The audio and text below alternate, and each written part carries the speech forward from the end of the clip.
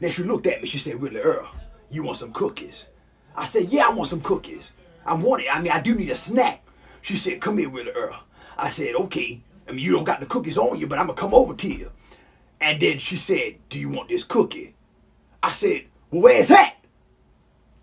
I got put out the church after that.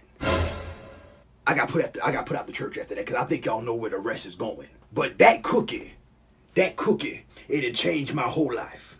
It had changed my whole life. I started to question some things about my spirituality. I was like, I don't know if I'm supposed to worship that or worship God. So for a long while, I was worshiping the cookie. And I ain't been to church in about a month of Sunday.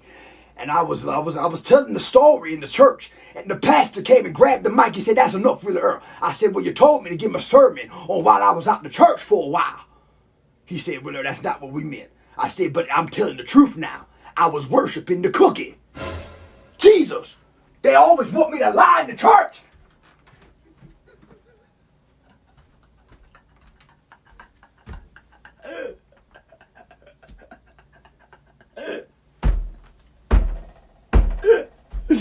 Lord Jesus. I said, well, they didn't want me to come back to the church no more. So I went on and I kept on worshiping the cookie.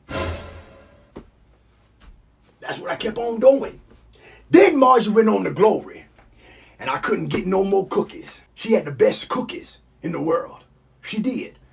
So then when Margie died, Bertha came around. I think Bertha was watching me all through the church. I think she knew Margie was going to pass. Because right before Margie passed, Bertha just kept on talking to me more than ever.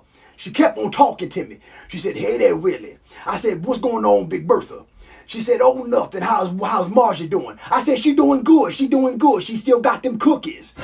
And she said, oh, okay. She said, okay. She said, well, I'm going to get you soon. I said, what you mean by that? She said, I'm baking red velvet. I said, you making red velvet? She said, yeah, I'm making red velvet. I said, well, I love red velvet. And Margie never made no red velvet. She just keep giving me cookies. And Bertha said, well, I got some red velvet for you. I said, okay, let me come over and get it. She said, come over when you and Margie done. I said, okay. But I didn't know what she meant when she said when you and Margie done. Because about a week later, Margie went on to Glory. She got sick and went on to Glory. I said, Lord Jesus, I ain't got no more cookies. So I got to now focus on Bertha and this red velvet. So I went over to Bertha's house. Virgil wasn't home. He was at work. I went over to Virgil's house and I said, well, Bertha, where the red velvet? She said, oh, I got it. I'm about to come downstairs with it. I said, well, why the hell is the red velvet upstairs? You got a refrigerator up there or something? She said, no, I'm just coming on down. She came down. Let me stop right there. Never mind. I'm going to stop right there. Before I get in trouble. Bertha probably watching. She probably watching. Okay. Anyway, look, y'all. How y'all doing today? I hope y'all blessed and highly flavored. Who gave God glory when you woke up this morning? Well, I know the kid. I know there's possibly kids watching. I wasn't talking about nothing but cookies and red velvet.